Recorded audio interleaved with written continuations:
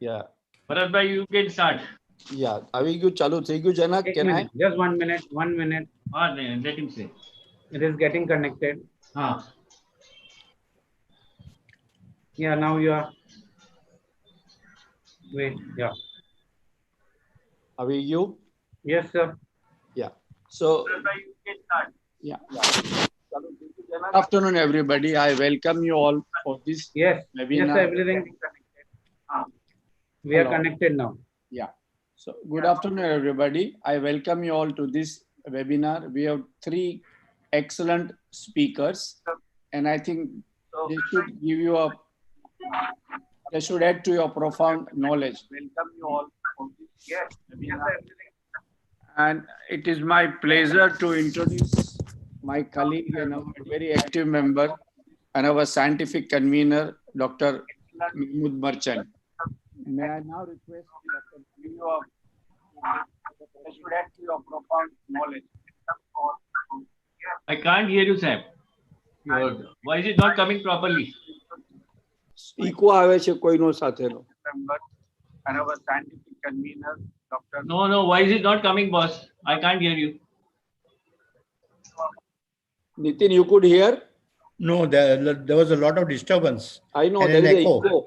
There is a lag actually. There is a lag. Yeah. Echo આવે છે કોઈનો સાથે. એનું બધાનું mute કરી નાખે આપણે. I know, yes. 1 second, I will just mute it.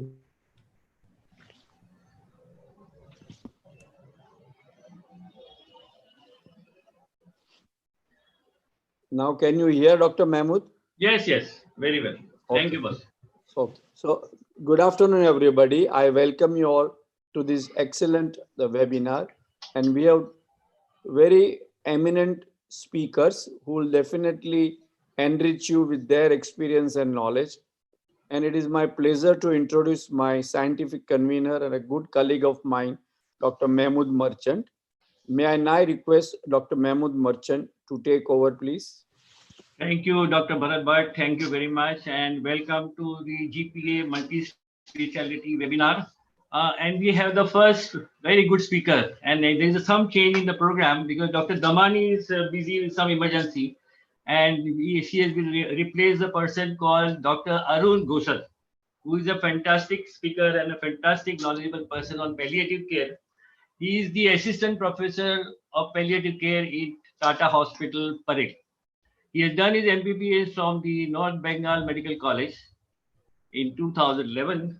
He did in 2015 MD Medicine. Then he did various courses right from the palliative care to cancer care in Tata Hospital, and then he went to the George Hospital in the UK. He had taken a various certificate course in California, Berkeley, and he has got a fantastic knowledge in the managing the various educational program. He has got a statistic program on various topics, right from oncology, medicine, and so on. He is going to give us a talk. Hello, Anil Bhai, welcome. He will give a talk on the post-COVID program to recovery because so many people have the fear. And recently I had one patient and he said, he suddenly started crying. And he said, I'm feeling breathless, and he was crying. And his RT-PCR test was negative, and still he was crying that I'm breathless. So I told him that you did your oxygen level and it was 97. Post 6-minute walk also it was normal 97. So I told him, and he started crying because 3 months he was in lockdown. So he was suffering from a severe depression, and how to manage such cases with the fear of the the COVID. Dr. Arun Gosal is going to handle that. Dr. Arun Saab, please go ahead. Thank you, sir, for the introduction. And also like to thank the organizers for giving us an opportunity to present in front of wider audience. Can I have the slides, please, Vikram? Yes, sir. I'm just sharing. Vikram will share the slides. Just giving. Yeah. Dr. Arun Bhai, you have half an hour to talk. Yes, sure. Dr. Arun Gosar is an assistant professor of palliative care in Tata Hospital. Go ahead, sir. Yeah. I hope the slide is visible. Sir. So slides are visible. Thank you, Vikram. Right. So this is the introductory slide. Thank you. Next slide, please. So today I'll talk about palliative care in COVID-19 pandemic. What are the various ways we can contribute to care of patients during this time? Let us start. Next slide, please. To begin with, I would like to share with you about what palliative care is. I am sure many of you who are practicing in Mumbai, you will know about what palliative care is, but just for touching the base first. So it is a specialized medical care for people who are living with serious illness. And serious illness, I mean, first thing that comes in our mind is cancer, but serious illness can be, as you can understand, anything like advanced cardiac disease to advanced neurological conditions, advanced kidney disease, or other serious illness as well. So whatever the disease is, this type of care, palliative care, is focused on providing relief from symptoms. As doctor mentioned in the beginning of the program, that patients are coming to him and they are so distressed. They are very stressed. So one of the main important role for palliative care is to provide relief from the symptoms as well as from the stress of the illness. In this case, the illness can be COVID, but to provide relief from COVID, provide relief from the stress, psychological burden of COVID can be an important role of palliative care. What is our goal? Why are we doing this palliative care? So goal is to improve the quality of life for both the patient and the family. So if you see the diagram below, you can see that in the along the x-axis, it is time. Time zero means time when the patient develops the disease. And as you know, as I mentioned, we deal with diseases, illnesses which are quite serious, and many of these illnesses are fatal. So in the beginning, as you see, there is a thing called curative care. So any disease, when it is diagnosed, people will try to cure the disease, right? That is the philosophy of medical science. But some diseases, many of them actually are not curable. And then as the time progresses, the disease becomes more and more severe. The patient suffers a lot. And so the role of palliative care can increase, but the role of curative care at the same time might not be that important. That is what the diagram shows. And a time comes when the person might need hospice care. Hospice is a place where only comfort care is provided. It is different from a hospital, hospice or hospice. Many of you might have heard about a hospice in Mumbai called as Shanti Avedna Sadan. It's in Bandra. And after that, there is death and bereavement care. So death is a natural outcome of such an illness, serious illness. And bereavement care is for the family, people who have lost their loved ones. Very important in times of COVID-19 pandemic. So with that introduction, let us see how palliative care can have some relevance in COVID-19 pandemic. Next slide, please. So today's objectives are to provide palliative care input into patient management, to influence general physicians' opinions concerning COVID-19 and palliative care, because we need to work hand in hand. Palliative care physicians need to work with general physicians. General physicians need to bring in some aspects of palliative care principles in their practice. Everything is for the care of the patient.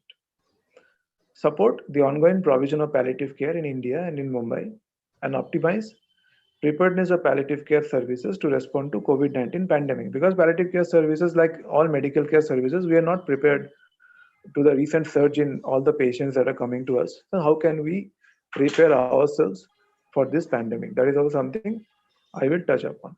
Next slide, please. Thank you. So first thing is that a lot of patients in COVID-19, they have severe critical illness, and they have an important symptom called as breathing problem or dyspnea, because the lungs are involved in COVID-19 by the virus. And so, as you know, many of these patients will require ventilators. But particularly in some cases, when the person has underlying lung illness or some kind of metastatic lung cancer, they might not be eligible for ventilation.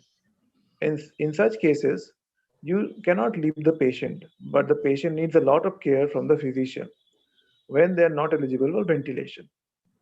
We also call it as non-escalation of treatment. Like you are not escalating the treatment from oxygen delivery to a ventilator. Then how to care for those patients is a very important role where palliative care can chip in. So in those cases, we have to have some preemptive discussion of goals of care, and advanced care planning means how the patient should be cared, and that can be discussed with the patient when the patient is a bit better, not when the patient is dyspneic or gasping, and also very importantly with the family, how we shall take care of your loved ones. At the same time, we have to talk to them. When we discuss about these things, I'm sure we all talk about a thing called medical futility. So medical futility in this aspect is whether the medical intervention that I am going to give to the patient, is it going to help the patient, or is it going to be futile or harmful for the patient? So those discussions should be done with the patient and the family beforehand in very honest terms. And then there, as you can understand, we have to discuss about end of life care, because not all patients will make it through this journey. So end of life care discussion is important. When we discuss about the end of life care, we have to discuss about some very common and refractory symptoms.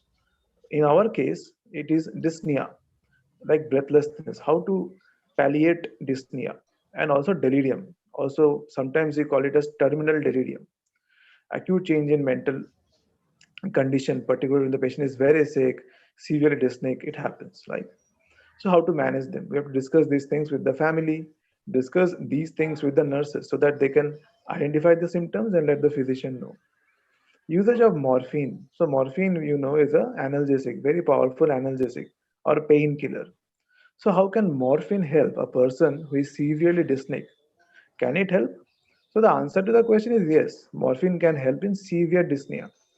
But on the contrary, we are very cautious in giving morphine because we think that the person might have a respiratory depression because of morphine itself. Then why give it to a person who has severe dyspnea when the respiratory system is involved?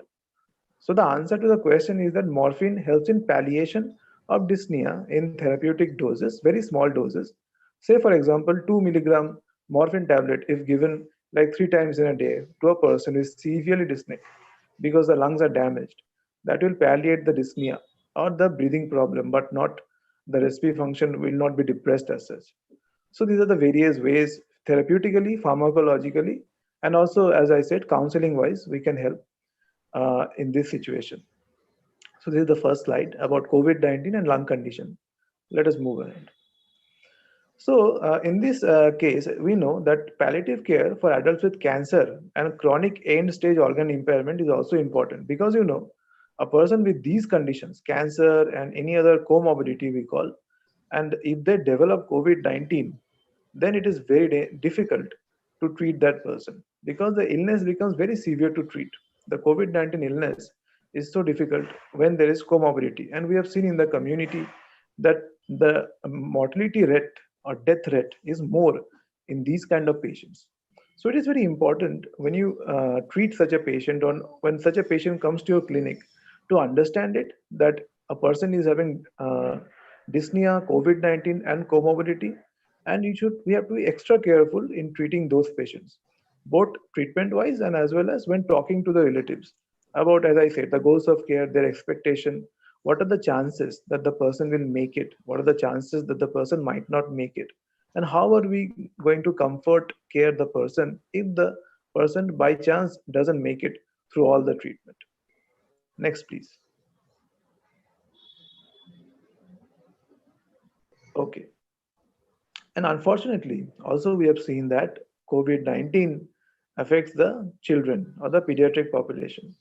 So in children, it's very important as in adult as well to provide family-centric care, effective management of pain, and other symptoms. Symptoms we mentioned, most important is dyspnea and also delirium, anxiety. These are symptoms that can come. Anxiety also is quite common, both in the patient, the child, and also in the family. What is going to happen to my child?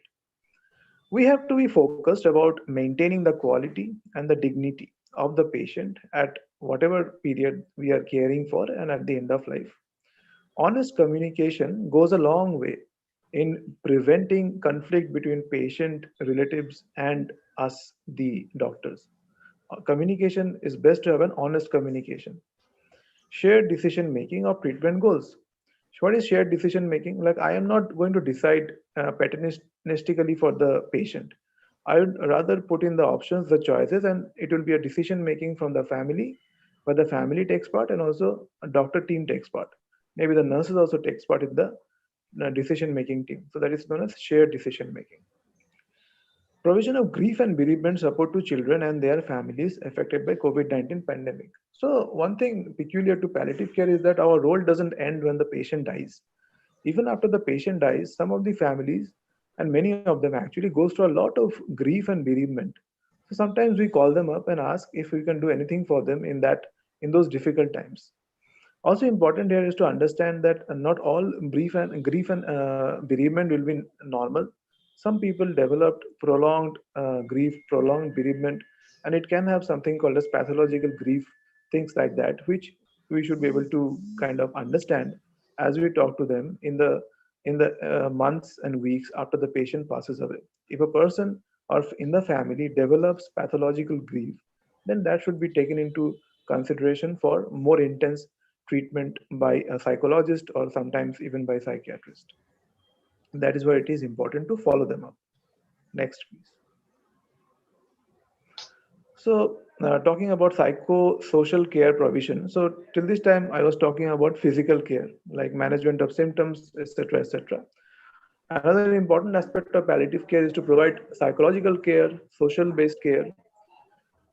So let us see how can we do it. So in a palliative care team, we have doctors, social workers, nurses, everyone working together for the common goal, that is helping the patient and the family. So we have to basically how to do that is to understand the distress. Like when a person comes to your clinic, you see that the person is crying or very anxious, very distressed. So why is that distress? There are a few scales that can be used to measure distress. One of them is called as the distress thermometer. It's a very simple paper-based tool can be used, and it will give you a reading about the distress of the patient and what is the reason for the distress. May not be COVID, maybe something else, maybe financial. They are just worrying that they might not be able to pay for the treatment. So distress can be because of any reason. Mild distress can be managed by counseling, but severe distress has to be managed by proper trained mental health professionals. And we talked about this loss, grief, bereavement. These things are just magnified within this COVID-19 pandemic. So we have to be careful about any kind of psychological morbidity in the long term that these things might leave behind in the minds of the people who are surviving. COVID-19 can complicate the spiritual concerns in patients. Because of what? Because of isolation. Whenever someone develops COVID-19, they are kind of isolated, quarantined.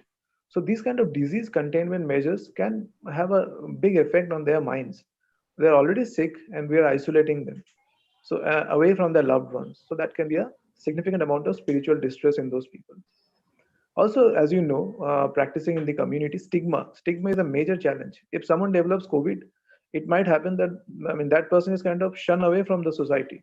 Nobody's going to talk to that person. That person is not going to be in contact with others, even in the family. So these are very significant stresses in someone's mind. Uh, I mean, request you to take care of yourself and your professionals.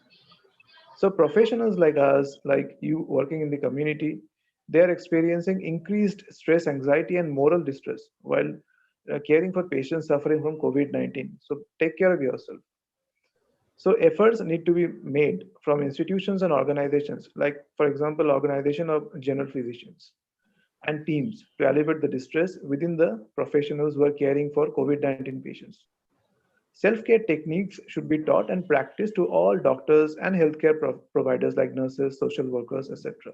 Simple self-care techniques like having boundaries, maintaining some time for recreation apart from your profession, writing down things that comes to your mind, also known as journaling. These things can be practiced. I'm just touching the base because we don't have much time. Next slide, please.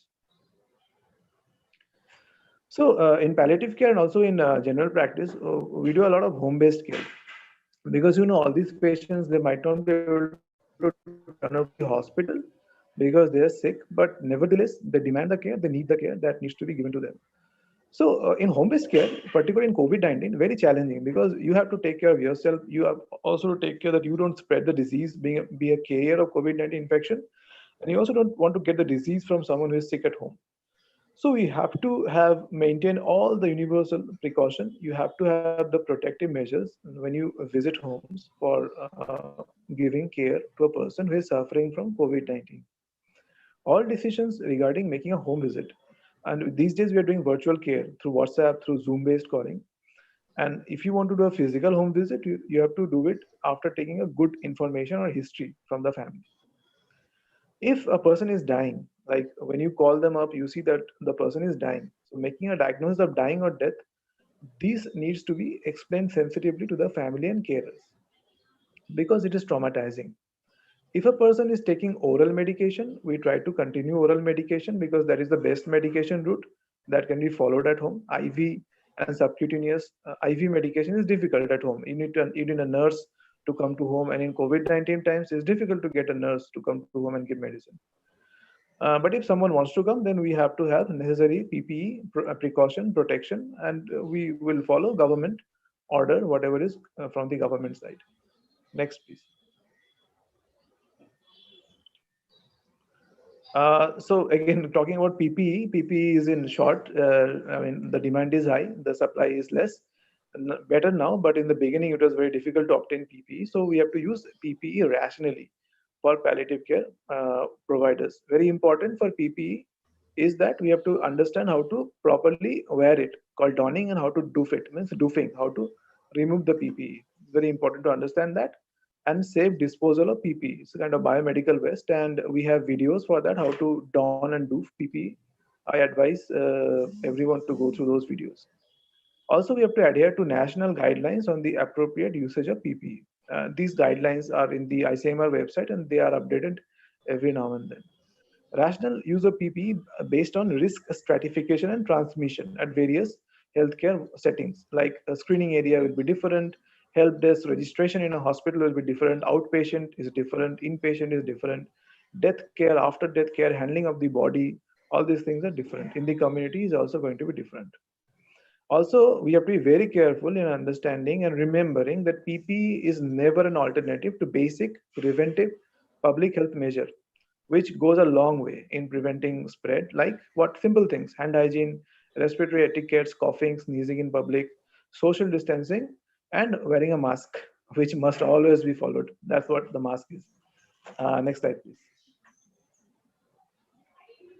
So this is the last slide. So we discussed about what palliative care is, how palliative care can help in providing relief to patients who suffer from COVID-19. But the drugs, the dosage, the formulary, all these things, if anyone is interested, I request you to go through these resources. You can get the dosage of the drugs, dosage of morphine, dosage of any other medication you want to provide symptom relief, about basic counseling, basic counseling techniques, how to break the bad news to a patient, to a family about the disease, how to deal with family conflicts, all these things, communication techniques. These are mentioned in these resources.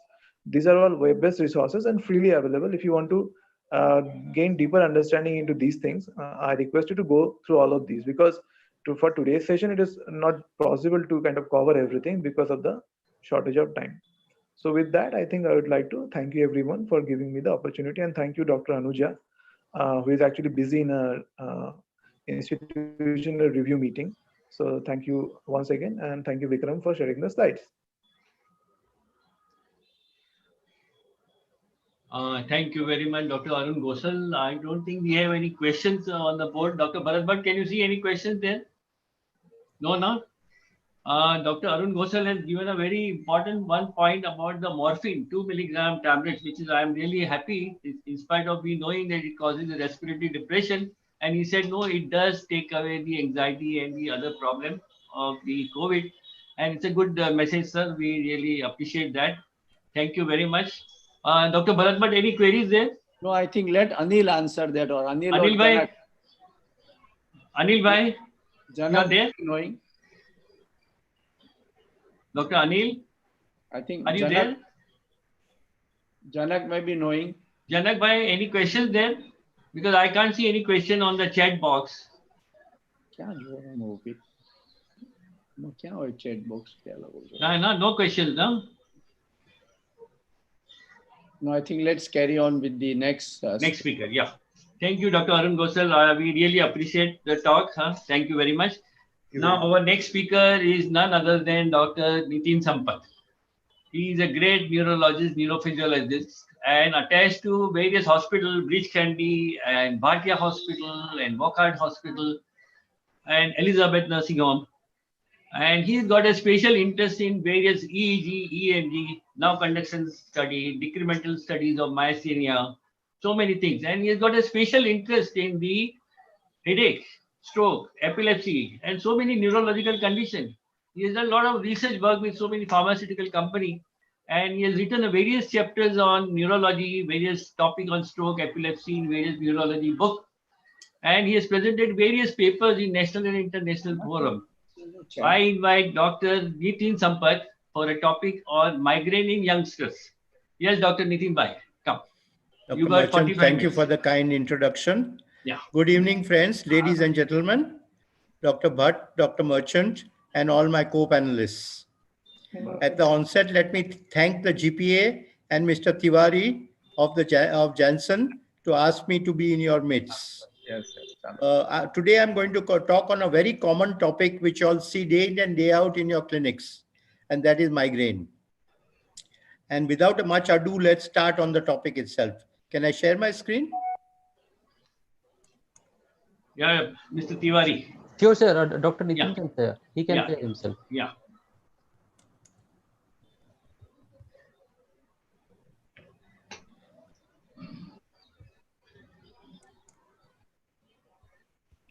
Yes.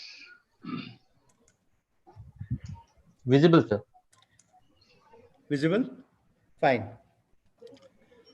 Now, migraine is the second most common type of headache in the world. And in fact, it is one that causes maximum disability amongst headaches. Before we go on, let's define migraine.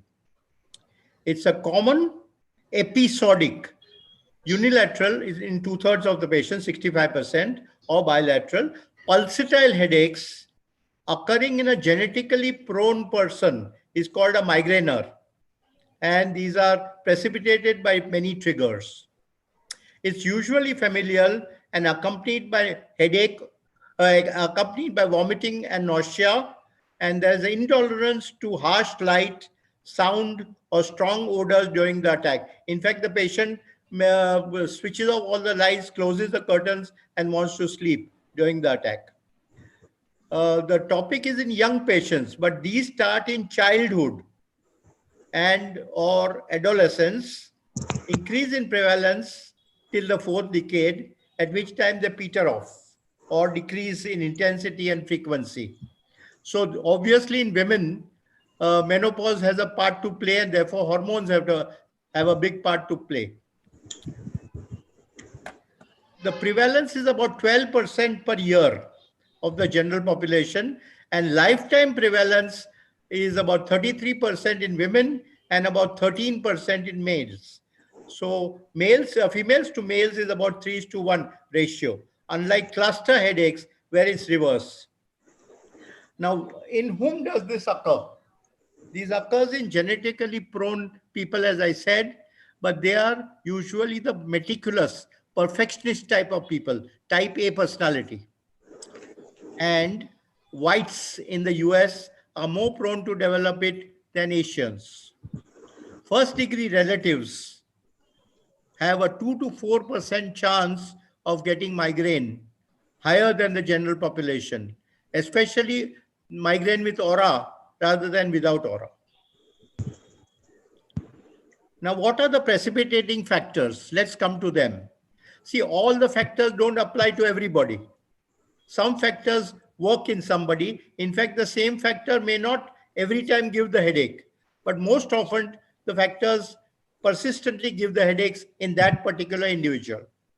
Let's start with oral contraceptives or menstrual periods, so hormonal changes. We'll talk about it later.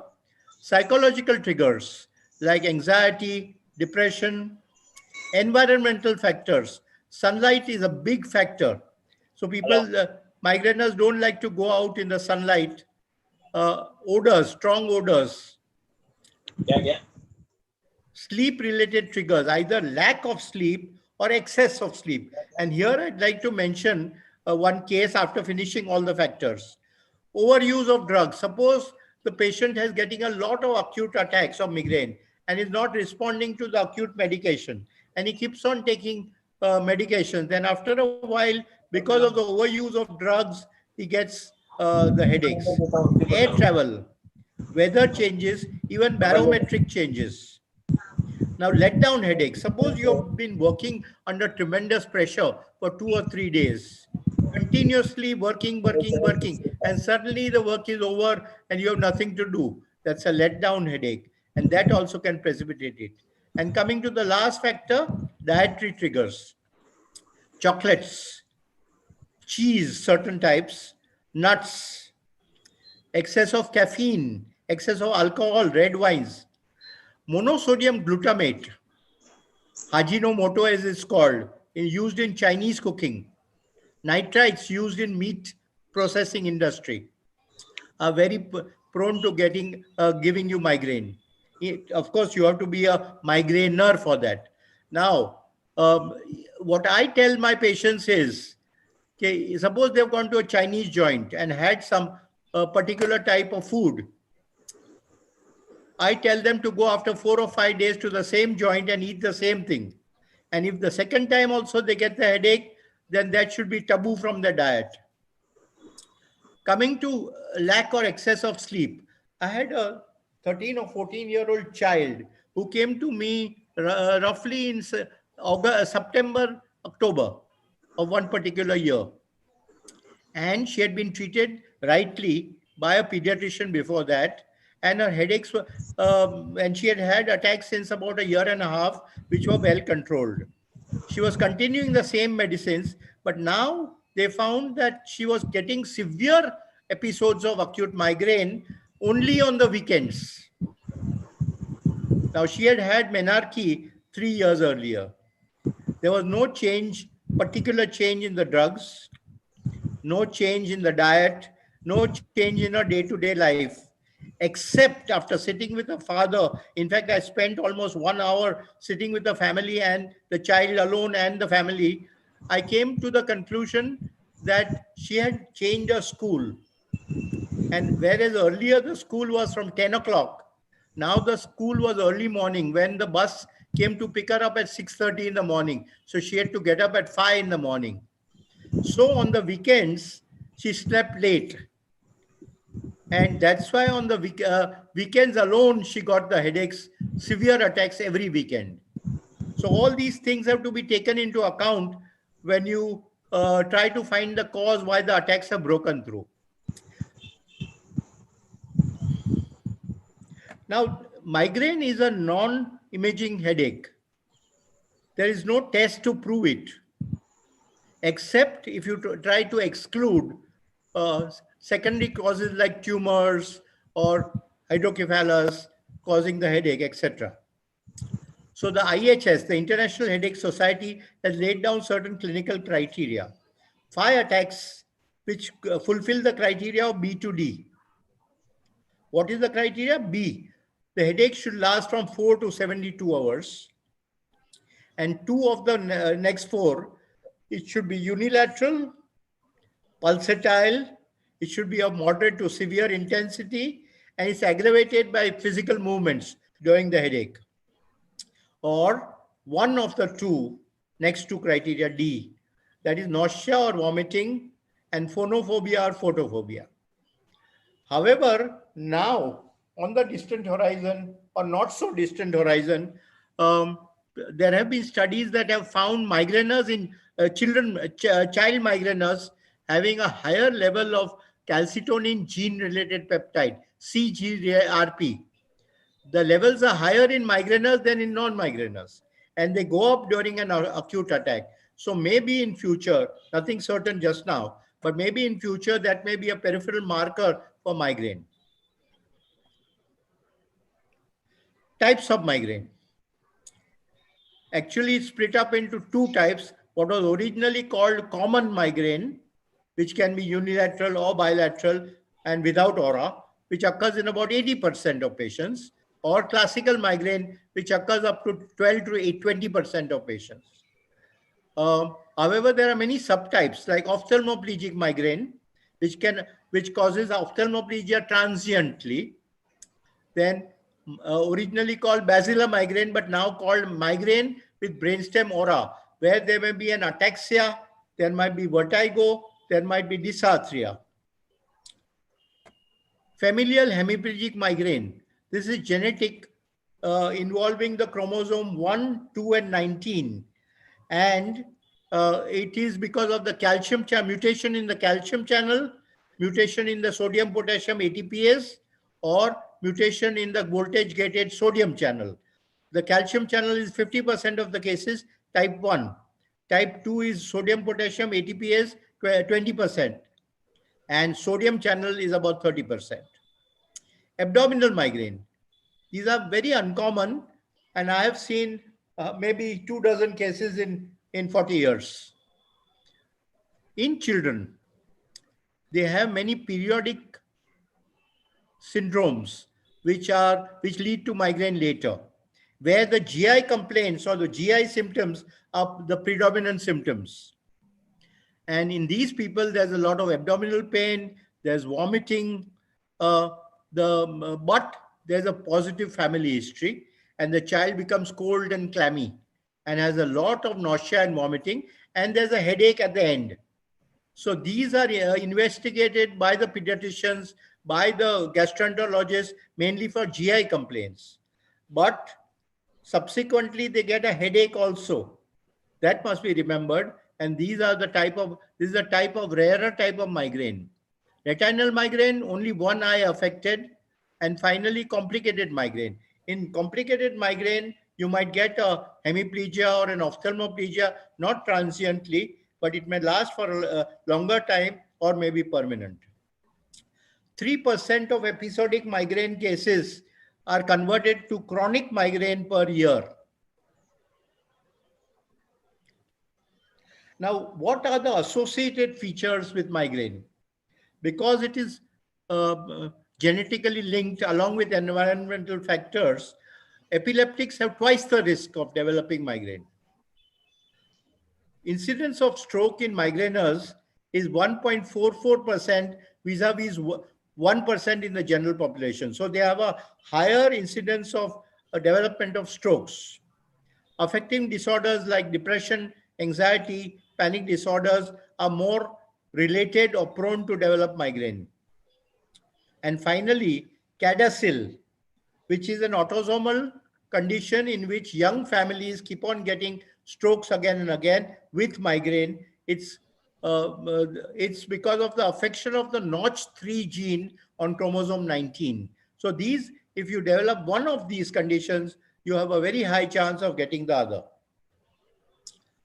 This is a meta-analysis done with the help of Midas scale, which is very useful in migraine. In fact, in migraine, I advise my patients to keep a migraine diary where they can jot down attack came due to what, responded to what, how many attacks a month, what type of attacks, and so on.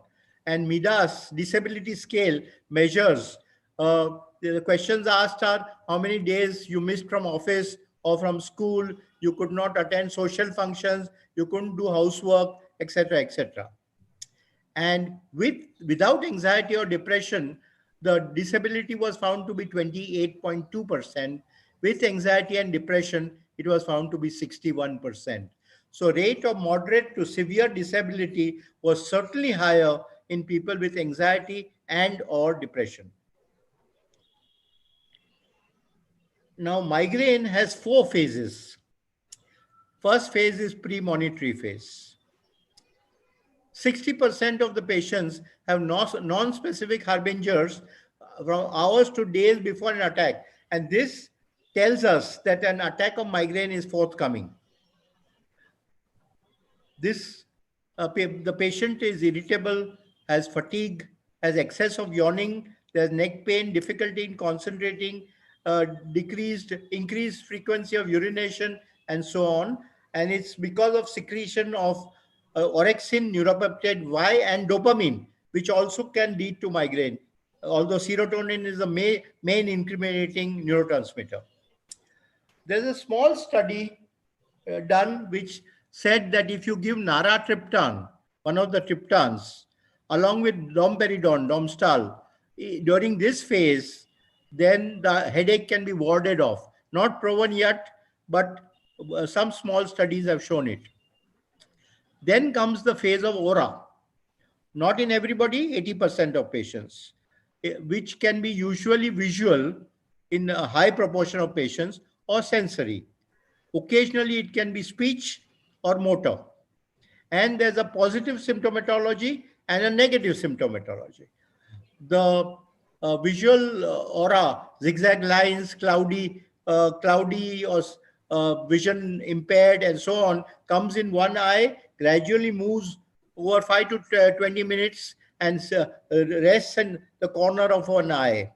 The most common in vision is scintillating scotoma. Scotoma is a negative symptom. Scintillating lights around it are the positive symptom.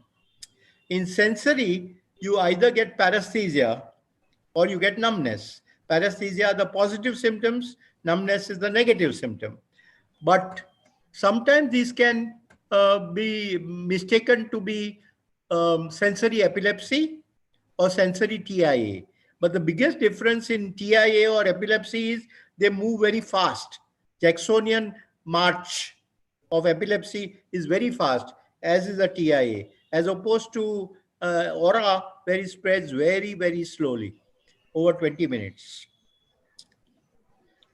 This aura has a physiological substrate, which is caused by spreading depression of Leo, which we'll talk about a little later. Then following this, we get the headache. After finishing the spreading depression of Leo, it stimulates the trigeminal vascular axis, causing release of very many inflammatory substances like calcitonin gene-related peptide, serotonin, etc., nitric oxide, which due to the upregulation of the nitric oxide synthetase converts it to the active form, and all this leads to the headache. I'll talk about the pathophysiology a little later. The headache usually lasts for 4 to 72 hours. If it lasts beyond 72 hours, it's called status migrainosus. Finally, postdrome, which is the symptoms are like premonitory when the headache stops, but till the time the patient feels completely well, symptomatology is more or less the same. Now, almost every other patient of migraine complains of chakkaraya, dizziness. In fact, this was a study carried out in the US in a vertigo clinic, and they found that 1/3 of the patients of vertigo were actually migrainous or had migraine. The other causes of migraine, the other causes of vertigo in migraine is brainstem aura, which can sometimes be prolonged. They get ataxia, slurring of speech, and vertigo. Then comes the vestibular migraine, and one of the periodic syndromes in childhood is paroxysmal vertigo in children, which is a precursor of migraine. Now, migraineurs have basically a hyper-excitable cortex. Why? They have a lower threshold for excitation because migraineurs are continuously being bombarded with sensory stimuli along the trigeminal pathways, which spreads to the hypothalamus, the brainstem, and the cortex. They have a hyperexcitable occipital cortex, especially because of genetic reasons, which I mentioned earlier, or from mitochondrial defects, or excess of the excitatory neurotransmitter or glutamate, or less inhibitory neurotransmitter like GABA, that is GABA aminobutyric acid.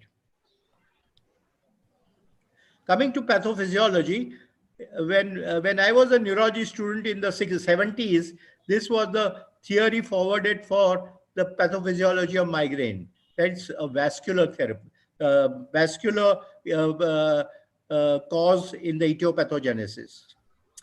They said that in a migraineur, because of a trigger, serotonin or serotonin-like substances were released in the brain, and they caused vasoconstriction. You can see it here. And because of the vasoconstriction, you got the phase of aura. Then the serotonin was broken down, and there was a lack of serotonin, and that caused vasodilatation and the throb or the headache. However, that did not differentiate or explain the headache without my aura.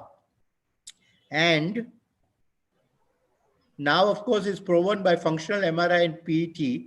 But as you can see, when the vasoconstriction occurs, the headache starts during the vasoconstriction phase. And in the vasodilatation phase, before it gets over, the headache stops. So obviously, a primary vascular event cannot be the cause of the pathophysiology of migraine. So now this theory is discarded. So the new theory came through, and in the PET they saw that in a migraineur with a trigger, areas of the hypothalamus and the brainstem were stimulated first. So probably the hypothalamus is a generator. In cluster headaches, the generator is in the hypothalamus posteriorly. This is more anterior to that. The trigger stimulates the hypothalamus, which in turn stimulates the periaqueductal gray, the locus ceruleus, the dorsal raphe area, and the cortex. And these are, the first three are all the areas which subserve sleep, pain, and mood, all of which play a very important part in the clinical features of migraine. Once the cortex is stimulated by the secretion from the hypothalamus, the cortical spreading depression of Leo starts, which is the electrophysiological substrate of aura.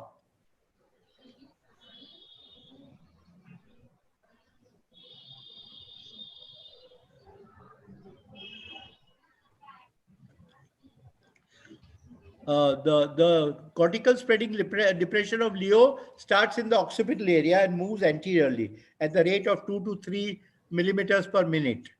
And it causes inhibition of the electrical activity of the neurons with hyperemia and then oligemia, but which does not respect any vascular territory like the middle cerebral artery or the posterior cerebral artery and so on. This causes dysfunction of the ionic gradients at the cellular level, causing depolarization followed by hyperpolarization. And once this state is over, it stimulates the trigeminocervical axis, which goes to form an important part of the pathophysiology of migraine. So it's a primary neurological event with secondary vascular changes of inhibition of the electrical activity of the cortical neurons. Now, as you can see, this is the spreading CSD. And as it moves forward, the patient gets a hemianopia. Now, once the cortical spreading depression of Leo occurs, it stimulates the trigeminal axis, and this goes on to stimulate the trigeminal nucleus caudalis in the brainstem, which sends down impulses down the three branches of the trigeminal nerve, which stimulates the nociceptive receptors which are there on the vessels of the brain. And these secrete, they become more permeable, cause plasma proteins and fluids from coming out into the meninges, and they cause a release of substance P, neurokinin A, CGRP, and nitric oxide, and these cause neurogenic inflammation. These activate the nociceptive afferents, which result in central transmission of the pain impulses. I mean, I'm making it sound very simple, but there are many questions unanswered till today. Role of nitric oxide secreted by salivary nuclei stimulation causes nitric oxide release, which itself causes vasodilation and activation of the perivascular region and the sensory nerves. Moskowitz showed that there is upregulation of nitric oxide synthetase around the blood vessels, and these are involved in the pain mechanism throughout the attack. In fact, people are trying to use nitric oxide inhibitors, nitric oxide synthetase inhibitors as treatment for migraine, experimental. As I mentioned earlier, migraineurs have increased sensitivity to stimuli both peripheral and central along the central pain pathways due to increased nerve excitability in migraineurs. So 79% of migraine patients suffered from cutaneous allodynia. So although the migraine occurs here along the arm and so on, if you just touch the migrainer during an attack, he'll scream. He or she, of course, will scream saying it's very painful. That's called allodynia. So summarizing, starts with excitation of the hypothalamus, which secretes certain substances and stimulates the brainstem structures like the PAG, etc., dorsal raphe nucleus, locus ceruleus, and so on. That causes abnormal cortical activity and a hyperexcitable brain, which a migraine already has, by increasing the calcium entry into the cells and magnesium exit. This goes on to form the cortical spreading depression that I told you about, starts from the occiput, moves forward. This stimulates the trigemino-cervical axis and goes on to sensitization and activation of the trigeminal-vascular axis, causing central sensitization, neurogenic inflammation, and vasodilation. And all this leads to the headache pain. So am I clear? Yes. I tried to make a difficult topic simple. I don't know whether I succeeded. I hope I did. Now, in the days of PT, the lower part is between attacks, where you can see only certain areas showing the bright pickups. Whereas during the attack, many more areas light up. So obviously, a lot of areas in the brain are stimulated during the attack. Now, how should you treat this very, very common condition? Identify and exclude trigger factors if you can. See, very often when I tell my patients, I give them a list of all the things that can cause migraine. They stop eating all that, chocolates. And I said, how can you deprive yourself of everything? Try to find what applies to you and try to get rid of that. The lifestyle should be regularized, and exercise and diet and regular meal times are very important. Proper sleep, as I showed you, excess sleep or lack of sleep can cause migraine. Then with the help of behavior therapy, relaxation techniques, yoga, etc., the headaches can be reduced. Avoid too much of caffeine. In fact, the US FDA has allowed a combination of aspirin with acetaminophen with a little caffeine. So little caffeine is helpful and helps the absorption of the drugs also. But too much of caffeine and too much of alcohol can cause migraine. The use of nutraceuticals, which are supportive in migraine, like magnesium, 400 milligram of riboflavin, melatonin, coenzyme Q10, wherever indicated or needed or supportive, should be used. Now, all this can reduce the attacks considerably, or mild to moderate attacks can be even used without pharmacology, can be controlled without pharmacology. But suppose you need pharmacology. There are two types. One, the acute attack, and one is chronic prophylaxis. During the acute attack, it should be stratified. For every patient, it should be to suit him or her. And for that, the migraine diary and the MIDA scale is very important. First, you should start in mild to moderate attack with NSAIDs, acetaminophen, aspirin, diclofenac. Naproxen is very useful. If there's too much vomiting and an injectable form is to be given, injection ketorolac can be used. What one should do is start slowly and build up. Suppose you treat a mild to moderate attack and within an hour the patient gets the headache again, then first increase the dose or replace the first agent by a second agent and see if that works. If you fail with that or with more severe attacks, then serotonin agonist. Now you will ask me, and rightly so, that if serotonin is the causative factor in migraine, how can you use serotonin agonists? Well, there are 14 serotonin receptors in the body. And this agonist, triptans, selectively work on 5-hydroxytryptophan, 1B and 1D. So these are agonists only of the selective receptors and not of all. For example, ergot, dihydroergotamine, is a non-specific, non-selective agent which works on the receptors. But it causes vasoconstriction, side effects, and a lot of vomiting. So the use is very limited today. So NSAIDs, triptans. Now they recommend that sometimes if these don't work alone, you must give combination of naproxen with sumatriptan, Somatran N, which work better. Now the triptans cause vasoconstriction. So they can't be used in peripheral vascular disease or recent multiple myocardial infarct or recent strokes.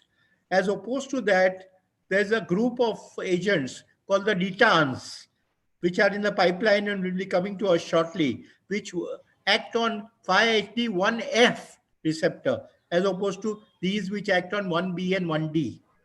And they do not cause vasoconstriction, so can be used where triptans cannot be used, like in strokes or MIs.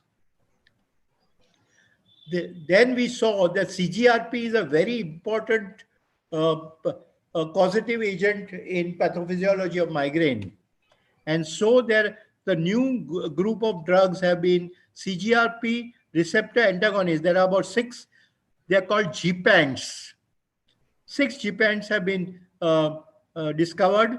Ubrogepant, Ramigepant, but the latest one, which has been found to be useful recently in Lancet Neurology, is Atmogepant. The only problem with these antagonists are they have a lot of hepatotoxicity, so their use has gone down. Now I mentioned earlier, so we talk of NSAIDs, triptans, combination of the two, ditans, CGRP receptor antagonists.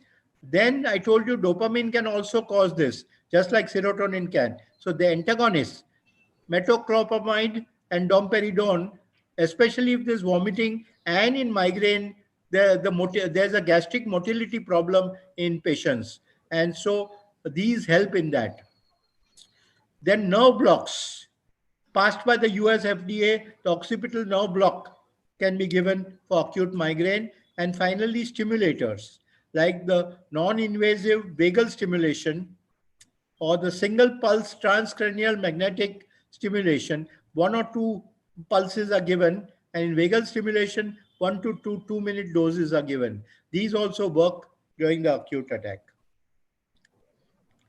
Now, when should you take a decision of starting chronic prophylaxis for migraine?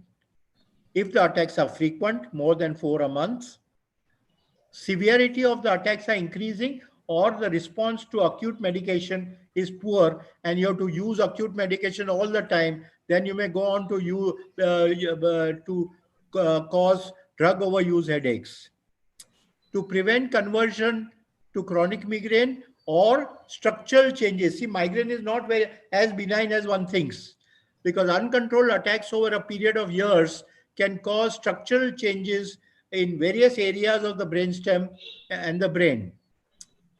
Um, and finally, in dangerous migraine attacks like the familial hemiplegic migraine or the brainstem aura, especially the prolonged brainstem aura, which can lead to vertebrobasilar strokes or complicated migraine, these are all conditions where prophylaxis should be started very quickly. What are the groups that you use? Beta blockers. I find propranolol very useful, and I use the long-acting preparation so it can be given once a day. The doses recommended in the West are up to 240 milligram, but ethnically, the Indians need a much smaller dose. Another very useful drug is topiramate, Topamac. Or these are the anti-epileptics, valproate or divalproate. Then amitriptyline, very useful when there is a combination of tension headache with migraine. In children, we use cyproheptadine or Sibelium or flunarizine, which are very useful in children, and more so when there's a vertigo, where flunarizine helps on the vertigo also. Antihypertensives like candesartan. Now, for prevention of migraine, two new therapies have been passed by the US FDA. Monoclonal, those were receptors, CGRP receptor antagonists. These are monoclonal antibodies against CGRP. And 4 have been described, but erenumab is the first one, 70 or 140 milligram injectable once a month. And a recent article in the New England Journal mentioned that they had a 1-year follow-up, and most of these therapies work in about 50 to 60%. They found 70 to 80% use in migraineurs. Galcanezumab and femalizumab and eptimazumab are all others that will come. The only side effects are injection site reactions, constipation, and muscle cramps. Then Botox injections. About 155 units are injected into the scalp muscles. And this also works for about 2 to 4 months as prophylaxis. Very useful in pregnancy if prophylaxis is required. However, I use these agents according to the comorbidity that exists in the patient, of course, keeping side effects in mind. For example, if there's blood pressure, I might use propranolol. If there's epilepsy, I use these. If the patient is very obese, I use topiramate because that helps in weight reduction also. Depression, I use amitriptyline. If the patient is very thin, then cyproheptadine opens up the appetite. If there's vertigo, flunarizine. Another antihypertensive very scarcely used in India is candesartan, also very useful drug. Now coming to cohorts, coming to your topic of young people having migraine. Let's take this cohort of young women. Of course, women have 3:1 chance of getting migraine vis-a-vis the total population, and menstrual migraine. Premenstrually, from 2 days before the periods to 3 days after the periods, many women complain of headache because of the hormonal changes, especially estrogen that takes place. Now, if it is catamenial, only occurs during periods, then you can give NSAIDs or triptans from 2 days before to 3 days after, and that's all. Or you can stabilize the estrogen levels by putting patches on the skin in the late luteal phase, and use of nutraceutical magnesium helps. However, if they get migraine attacks all through their cycle, then of course you would have to use triptans or NSAIDs. During the phase, you can give bromocriptine, a dopamine receptor antagonist, because that reduces the breast congestion and the other changes associated with menstrual periods. In pregnancy, attacks abate, especially without aura, more than with aura or chronic migraine. However, why do they abate? Because there is no fluctuation of the estrogen, because there are no menstrual cycles. But de novo migraine can start, and sometimes they get acephalgic migraine. Now, what is acephalgic migraine? These patients get everything of migraine, starting with the premonitory phase, the aura, but they don't get the headache. This can also occur in children and can occur in migraineurs who have got migraine for many, many years. Rates of preterm delivery and low birth weight is increased in chronic migraine. So migraine is a risk factor for complications of delivery, and migraine with aura is a specific risk factor for preeclampsia. So it is a risk factor for preterm delivery in chronic migraine, or low birth weight of the child, or preeclampsia, and therefore sometimes nowadays they're using prophylactic antiplatelets to avoid the preeclampsia in pregnancy. Treatment in pregnancy, safest acute treatment is acetaminophen and metoclopramide. Triptans are safe, no significant increase in the malformations or spontaneous abortions. Prophylactic medication only if necessary is either Botox or propranolol, type B recommendation from the US FDA. Rarely it causes intrauterine growth retardation of the baby. If breastfeeding is allowed, but if it is to be given, L-triptan is the most compatible with breast milk, because the amount in the breast milk is very small vis-a-vis the serum. And of course, you can use stimulators like vagal nerve and transcranial magnetic stimulation, again prophylaxis in pregnancy. Migraine and oral contraceptives may develop de novo or may worsen migraine in people who are migraineurs without aura, may be converted to migraine with aura. So what is the treatment for that? Change the mode of contraception if you can, or reduce the estrogen level in the contraceptive and increase the progesterone level. Migraine with aura plus hypertension and or smoking and oral contraceptives can cause a fourfold increase in the stroke risk. So be very careful. Coming to another cohort in children. It's quite common in children. In fact, by the age of 10, 5% get it. And usually male to female is 1:1 till menarche, then it becomes 1:3, like it is in adults. Males to females. But however, the presentation is totally different, and craving for food, especially chocolates, is very common in children. I already told you about the CGRP levels in some trials being higher in migraineurs in children than in non-migraineurs, and rises during attacks. So it may be a marker in future.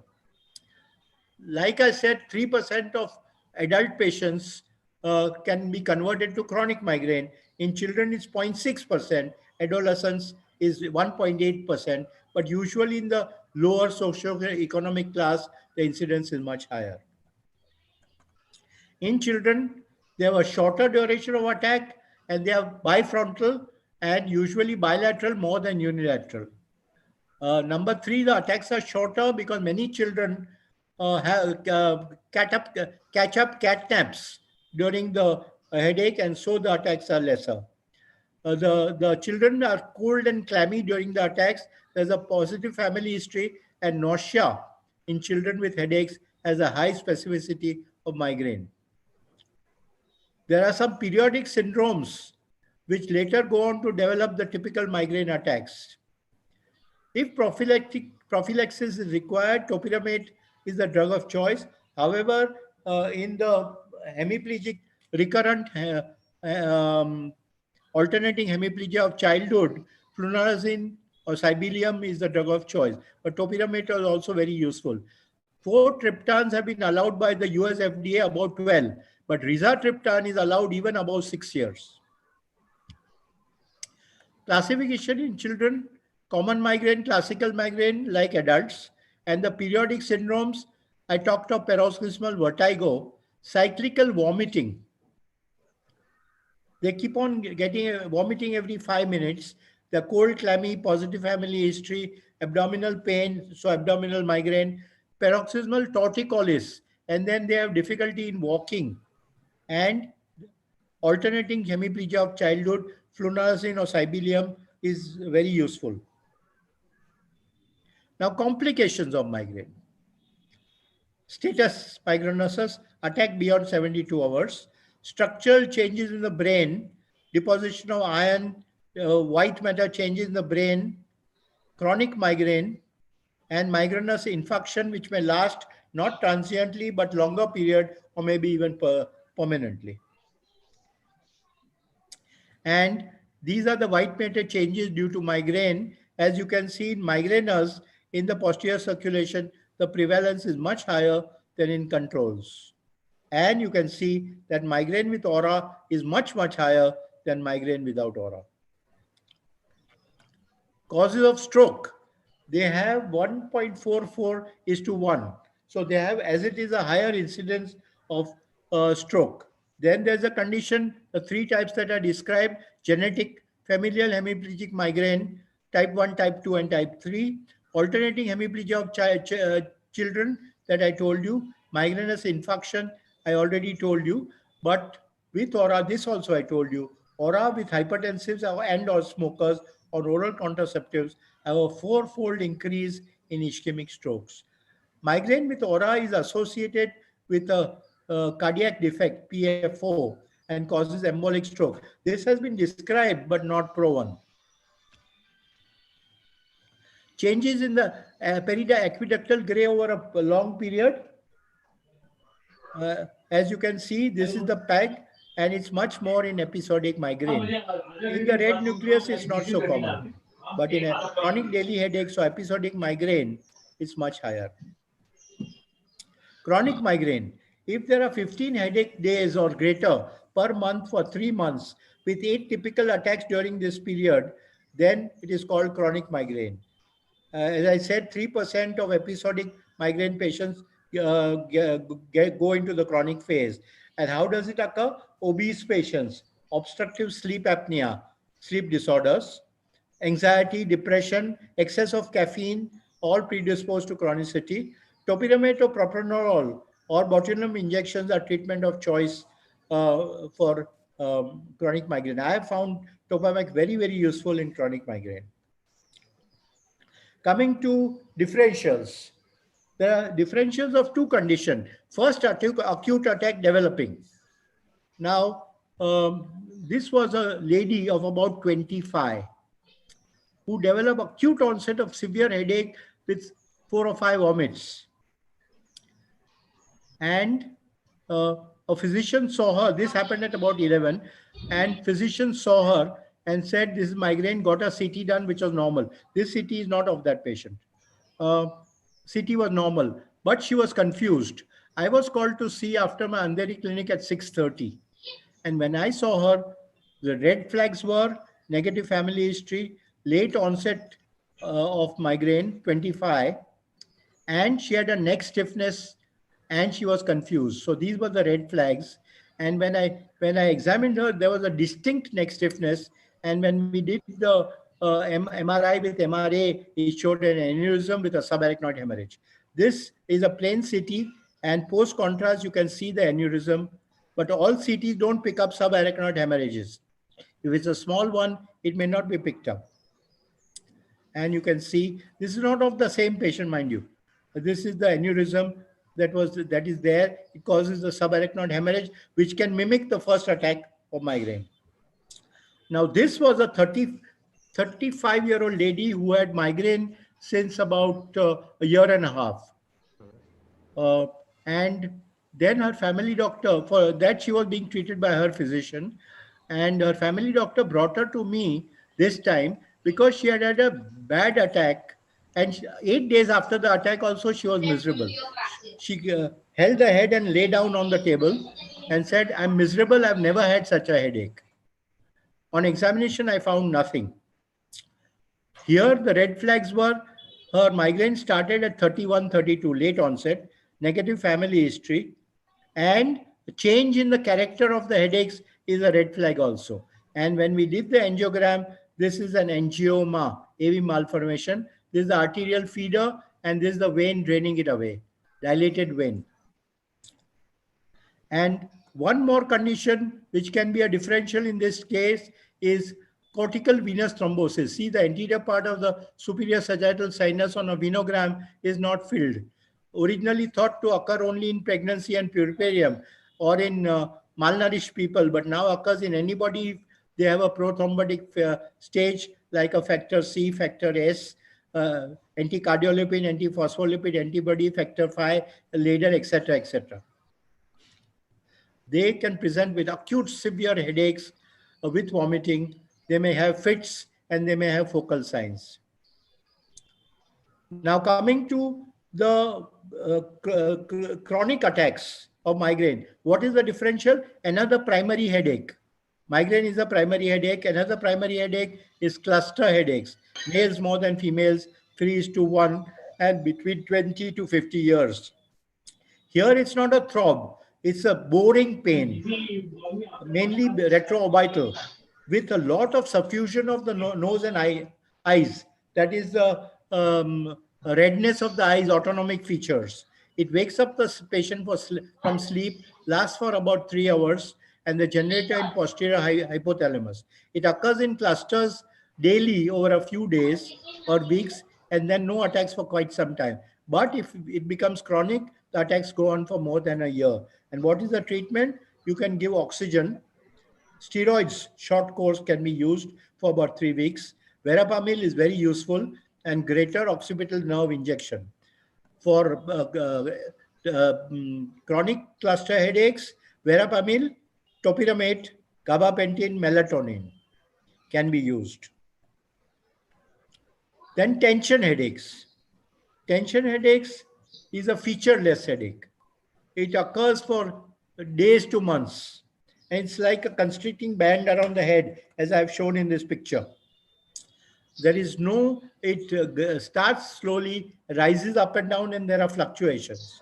But during the attack, the patient can continue with his work, unlike migraine, when he gives up his work and gives up his or her work and goes to lie down in a dark room. Generally, it's not disabling and patient able to function. Pathophysiology is unclear, but is a primary disorder of the CNS pain modulation. Here it's the pain modulation which is motor. In migraine, it's sensory with a genetic contribution, and treatment really is amitriptyline or the SSRIs like the escitalopram and so on. Muscle relaxants have been used, and diazepam has been of some benefit. Migraine does not occur daily. You must remember that. I mean, there are patients who come to the clinic and I've got migraine.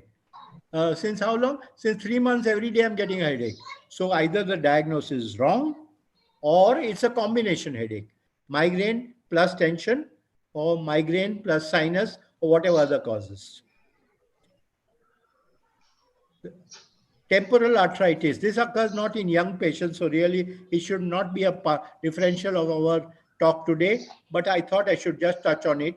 It causes in elderly males more than females, 55 to 65 years, non-throbbing, severe headaches with superimposed sharp stabbing pains on one side, and the temporal artery is palpable. You can feel the temporal artery when you feel it. And in fact, we often do a biopsy to prove the diagnosis. The ESR is sky high, as is the C-reactive protein. And if you don't treat early, they can get blind. Excellent response to steroids. So you must catch it and treat it very, very quickly. There are many other primary headaches like the paroxysmal hemicrania, the SUNCT, the SUNA, which are all similar to cluster headaches, but time does not permit me to go into all those. And in conclusion, this fairly common condition that I'm sure you all see very commonly in your day-to-day practice, often underdiagnosed and more often overdiagnosed, should be picked up quickly. The acute attack should be treated with acute medications described by me, or if they require prophylaxis by those criteria I laid down to prevent chronicity and to prevent structural changes and to reduce the loss of man hours that patients experience, uh, especially in US and UK, where they have, US, where they have to drive to work and they can't. More serious causes of secondary headache, tumors, hydrocephalus, etc., should be excluded and treated adequately. A lot of new drugs are in the pipeline and will be available to us very soon. This will prevent the economic burden of loss of man hours, long-term sequelae. That's very important. And very disabling, not so benign condition where a lot has to be unraveled still, especially in pathophysiology, i.e. migraine. Thank you for your kind hearing. And I've just overshot my time by 2 minutes. I'm sorry. Thank you, Dr. Nitin Sampal. You took it so well. Apart from migraine, you covered so many other headaches. My God, I really congratulate you for such a wonderful talk. Thank you for your kind Janak words. bhai, any question there? I can't see any question there because Dr. Nitin has covered most of the things. Dr. Bharat Bhatt, any question there? No, I don't see, but I think Nitin's presentation was so elaborate that Yeah. good that he doesn't have a single question. So in a Absolutely, way, very good. Congratulations, Dr. Nitin Sampal. You took it so well, and really we are thankful to you for covering the topic so nicely. I'm sorry I overshot by 2 minutes. No problem. Anyhow, shall we go to the next speaker? yeah, please. Dr. Jinal Shah has come. Janak bhai, Tiwari sir. Dr. Jinal is there. Yes, sir. He has joined. Dr. Zinam, Yes, sir. you can unmute and Yeah. confirm. Dr. Zinam. Yeah. So he's So muted. He's muted over there. So our next speaker is none other than Dr. Jinal Shah, who is a Jinam Shah. Jinam Shah, who is a pulmonologist. He did his MBBS, MD, DNB from KM Hospital. He was assistant professor of pulmonology in KM Hospital. He is the first interventional pulmonologist in Bombay and second in India. And his name is there in the Forbes magazine, the 30 warriors name, and his name is included in Forbes magazine. Congratulations, sir. And he's going to give a talk on the fibrosis caused by none other than COVID-19 and how to manage. Because we see a lot of cases of people coming and I'm feeling breathless, little I walk, I feel tired. So can we manage these post-COVID fibrosis? Dr. Jinal Shah is going to talk on that. He's attached to Bhatia Hospital, he's attached to Saifi Hospital. Dr. Jinal Shah, your topic, please. Go ahead. You got half an hour. Yeah, I just take 1 minute to set it up because I just logged in. Yeah. I'll just share my screen. Dr. Jinal Shah has done the further studies in China about the intervention. He has done a lot of studies in UK too, and he has done a special diploma in allergic asthma from the CMC Vellore. Mahmood Jinal is usually a female. Okay, so I'm sorry, I didn't. Sorry, I know the Janak daughter is there. Not daughter. No, Janak's daughter. Janak's daughter. My father's name is also okay. Yeah, Dr. Jinam Shah. Yes. Go ahead. Set it up.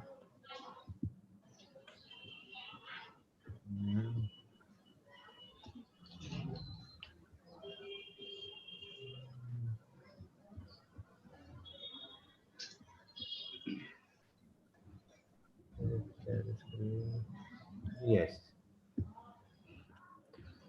Is it visible now? Yes.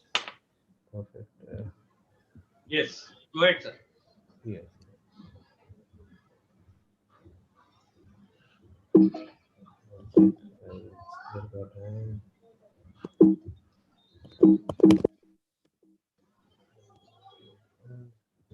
One second.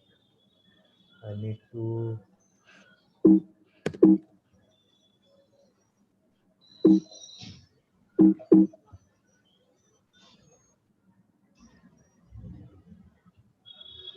Sorry, really sorry for the delay. It has got hanged.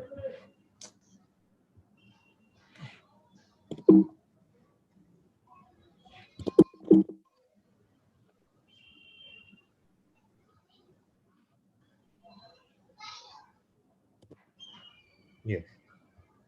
So,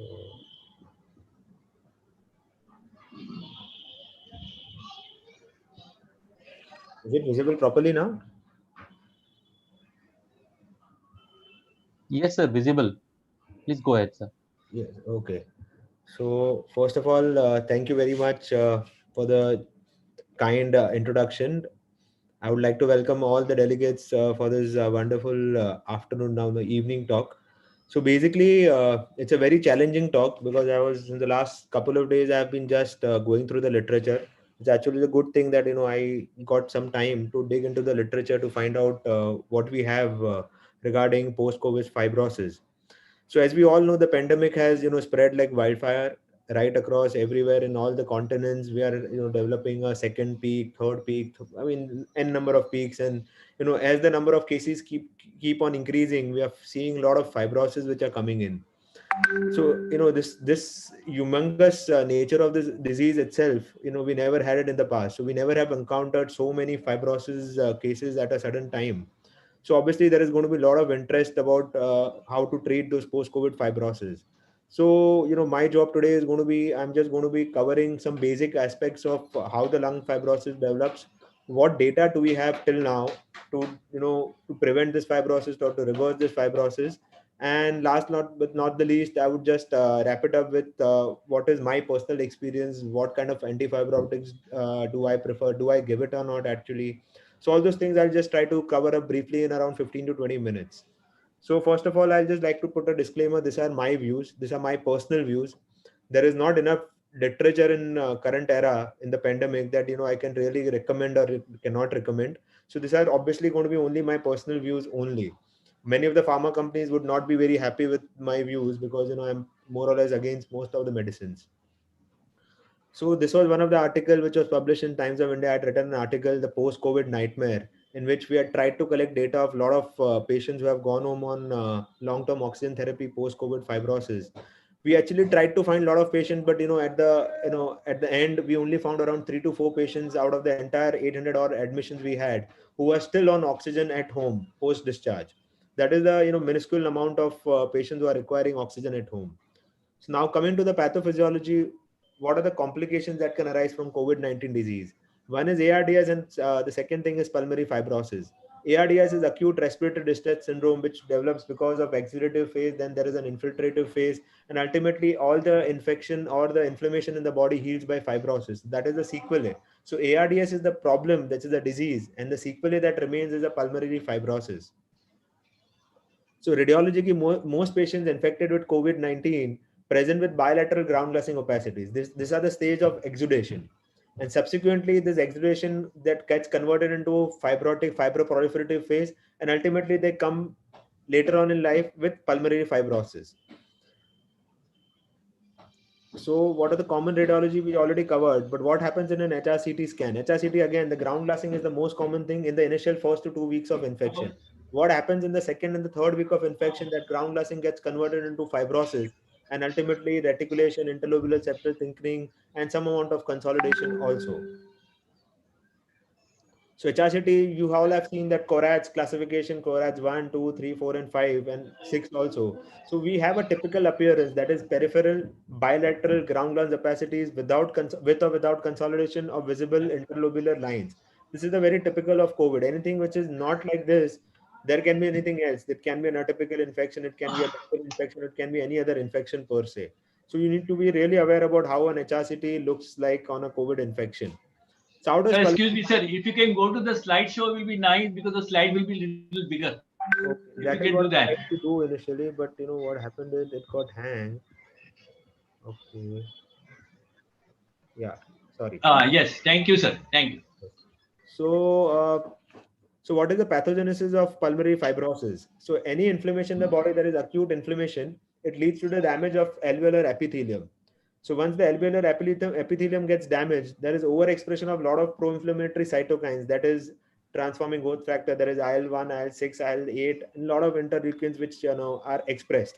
And after that, what happens is, because of that inflammation, there are fibroblasts and myofibroblasts which gets activated, and they ultimately gets deposited in the interstitium, and it leads to a thickened interstitium. So that is how the pathogenesis of pulmonary fibrosis happens. It doesn't happen with a single insult. It is a repetitive insult which keeps on happening and which leads to progressive fibrosis and increases that propensity to develop a pulmonary fibrosis. So again, the same pathophysiology. In the first week, it is only a consolidation or a ground glassing, which is ultimately in the second, third week onwards leads to fibrosis. And most of the agents have been, found in other lung disorders also, like IPF, or you're talking about idiopathic pulmonary fibrosis. The same cytokines, that is the same interleukins, that is IL-6, IL-1, transforming growth factor beta or TNF alpha, they play a role in developing a pulmonary fibrosis in a progressive disease, like when talking of IPF or an autoimmune disease related disorder, or when we are talking about post ARDS or post COVID fibrosis, the same kind of cytokines or interleukins play a role. So there is a plausible hypothesis that has been postulated that the antifibrotics would be helpful in post COVID ARDS also. The reason being because they are acting on the same pathways. So this is a very short snapshot of how antifibrotic or anti-inflammatory drugs help. Generally, in stage 1, that is early infection, you give antiviral drugs because it is the phase of viremia. Then when you're talking about stage 2 or your stage 3, that is the time that the lung starts getting involved. And stage 3 is the hyperinflation stage, in which all the cytokines and interleukins are released, and it leads to fibrosis. So obviously, when you're talking about a disease, when you want to give an antiviral drug, it is supposed to be given in early stage 1 infection. When you're supposed to give a steroids is a blanket cover for all the interleukins as well as cytokines. It generally starts happening in the second week of infection. So that is the time that steroids works the best, because it is going to prevent that fibrosis, which is going to probably come later on in the infection. And finally, coming to the stage 3, that is beyond the second, third week of infection, that is generally when the phase of fibrosis happens in. That is the time that if at all someone has to think about giving antifibrotic agents, that is the time that you give. That is post second week of infection. So that is a general timeline that you can think about giving each of other drug, whether you're giving antiviral or you're giving steroids or you're giving um, antifibrotics. There is the same mechanism that I spoke about. That ultimately, all the mechanisms leads to an IL-1 pathway or IL-6 pathway, which are the pro-fibrotic pathway. So whenever we are talking about a SARS infection or we're talking about an ILD, which is because of the disease, both go through the same pathway. So that is the time that the postulate came as that whether you can give antifibrotic drugs in this kind of situations. So as of now, we know there are two main antifibrotic drugs. One is the pirfenidone, which was approved in 2009, and the second one is nintedanib, which is a tyrosine kinase inhibitor, which was approved in 2014. I'm purposely writing down the dates, the years in which they were launched, because it will be relevant later on in the presentation. So we just remember that there are two drugs and there are no other drugs which are being postulated for any kind of fibrosis, predominantly for idiopathic pulmonary fibrosis, but nowadays it has also been licensed to use for autoimmune fibrosis, late hypersensitive pneumonitis related fibrosis also. So the same thing that I spoke about, it is, pirfenidone is a drug, which is an antifibrotic drug. It inhibits all the interleukins as well as the cytokines, that is cytokines, TNF alpha, IL-6. So all those kind of drugs all those kind of interleukins are also been inhibited. And the same thing goes with same thing goes with nintedanib also, which is a recently launched molecule that are around 5 years back, which also inhibits interleukin 1, interleukin 6, and it generally prevents the fibrosis that happens in the lungs. So theoretically, both the drugs, that is nintedanib as well as pirfenidone, should be good enough to be given for a post-COVID fibrosis also. So there has been trials also which been launched, like nintedanib has been launched in one of the trials, which is still in the phase 2, which has been around 96 participants have already been enrolled, and also for pirfenidone around 294 participants have been enrolled for that trial. The results are still to be published. They are still under process of recruitment as of now. They are not even started the final phase trials also for them. So we don't have any data regarding the safety or efficacy of using these antifibrotic drugs in a post-COVID fibrosis. So what do we know so far? Let's just extrapolate that whatever we know to whatever is going to happen in a post-COVID fibrosis. As we discussed that, there are 4 stages of ARDS, that is exudative, inflammatory, fibroproliferative, and the end stage fibrosis. An antifibrotic can only theoretically act in a end stage fibrosis. It doesn't act in an inflammatory or an exudative stage.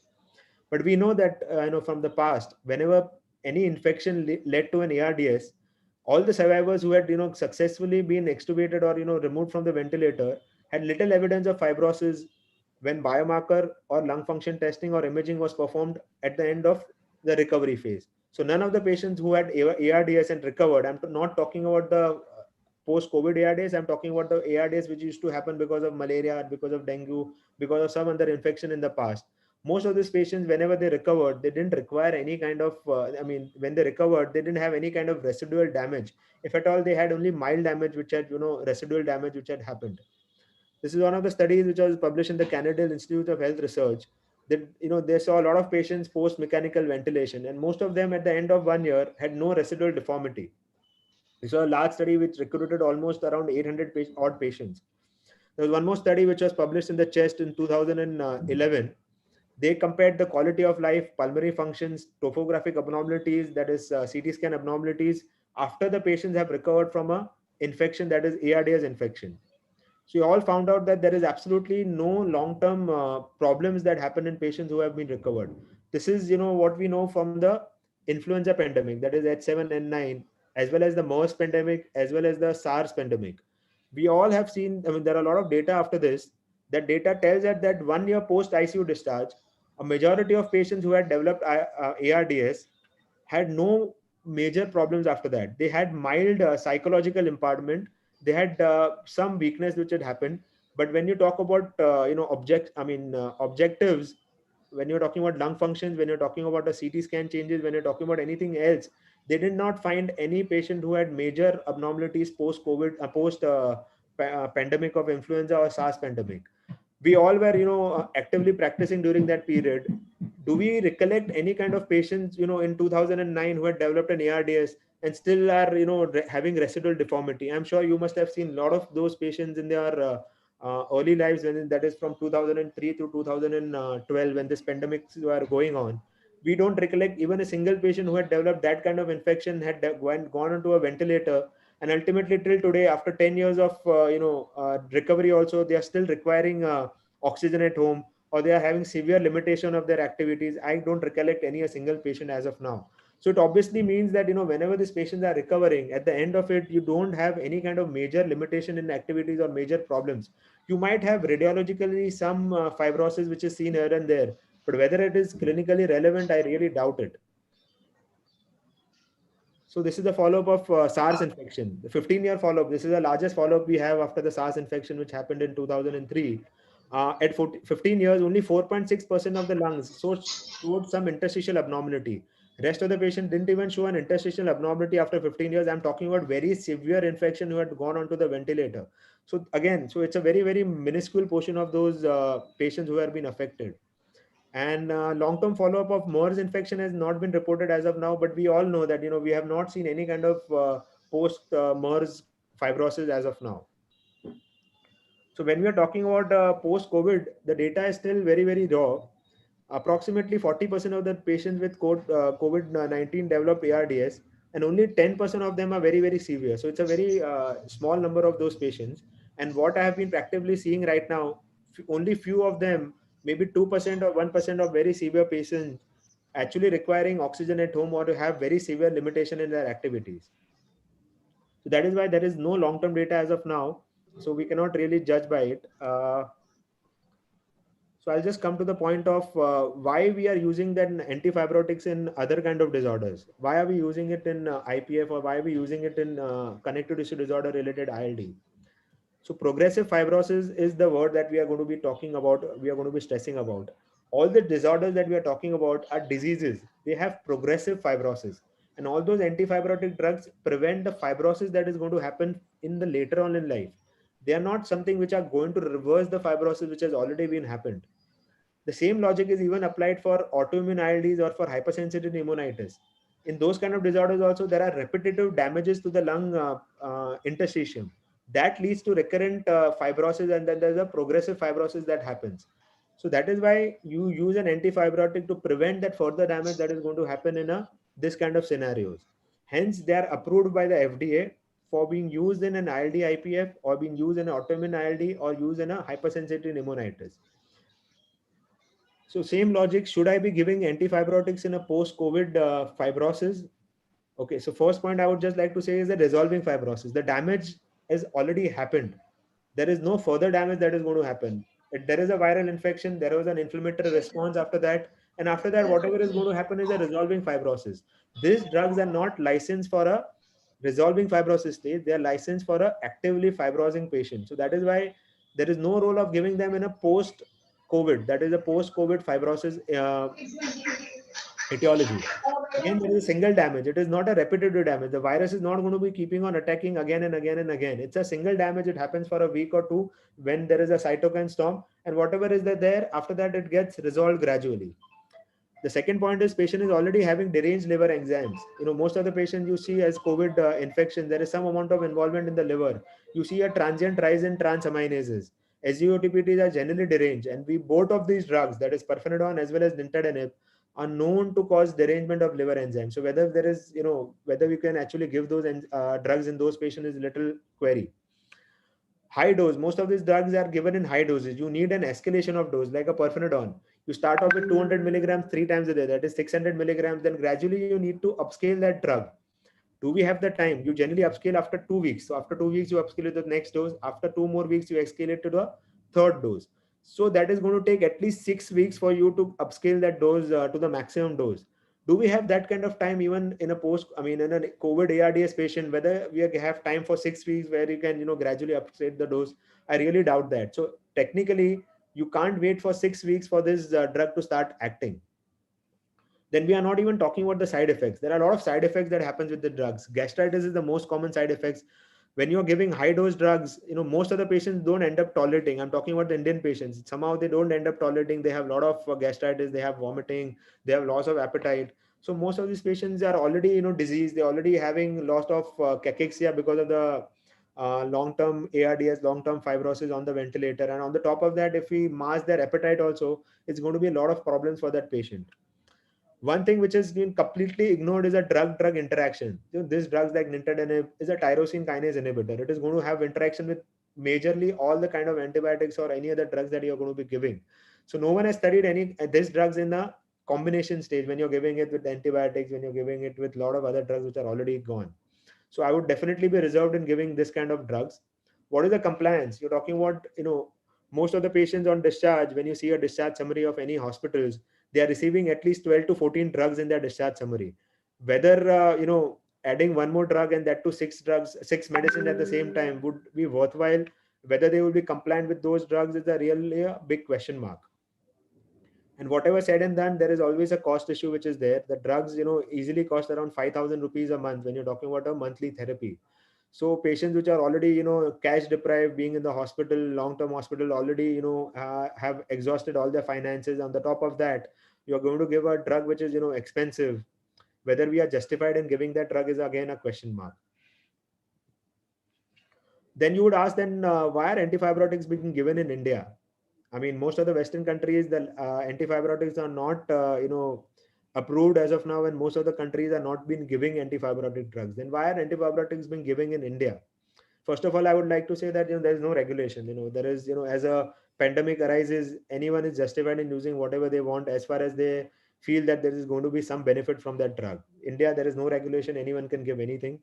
They are desperate measures. Every doctor feels that, I should do something to help the patient. That is the reason why whenever we see a prescription of a COVID infection, we see around 10 drugs, we see sometimes even 15 drugs being given, because there are desperate measures. There's a herd mentality. One particular doctor is giving it. So I need to give it. Otherwise, the patients will feel that I have not given him a good drug. There is always going to be a pharmaceutical interest. There have been crores and crores of money, which has been, pumped into this research of this drug. There is always going to be some pressure from external pharmaceutical agents where you want to, you have to prescribe a drug. There are a lot of patient factors which are also involved. Generally Indian mentality, the patient is, when they are not given any medicines, frankly for COVID, we don't need to give any medicines. It generally recovers on its own.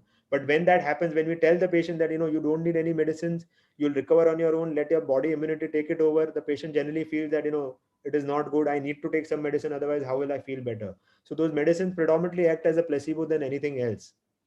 There is a very famous university known as WhatsApp University. I would just commonly say it as, everyone just reads randomly on WhatsApp. There's an antifibrotic drug. One particular XYZ doctor writes it on WhatsApp, and it is, wildfire, like a wildfire. It just gets spread in all the WhatsApp groups that, this antifibrotic drug is, given to X particular patient, and that patient recovered.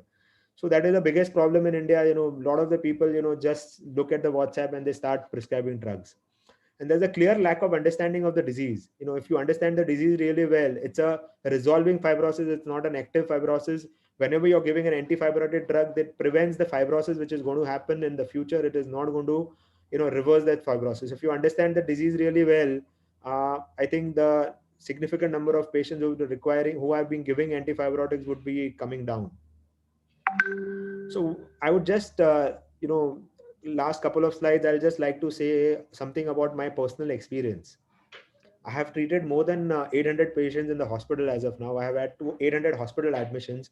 Out of them, at least 100 patients were in the ICU, and a large number of patients have developed some amount of lung fibrosis. How do I say lung fibrosis? Because generally when we do a CT scan, we find out there is some amount of fibrosis in the lungs. Around 500 patients of them, it's a rough figure, have developed lung fibrosis. Out of them, only 20 patients have needed oxygen at home. That is when they are going discharged, they have recovered, and they are going home. Their oxygen level is remaining less than 90 or around 90. That is the time that I generally prescribe a home oxygen. Only 20 patients out of that 800 patients have gone home on a home oxygen. I have started antifibrotics, only 4 patients of them. These were my patients. I mean, a lot of other patients have been come across with me, which have already been started antifibrotics and then referred to me. That's a different thing. I have started antifibrotics, only 4 patients of them, and many of them were due to external factors. There are a lot of factors that come in the Indian, scenario when the patient goes to take a second opinion or a third opinion.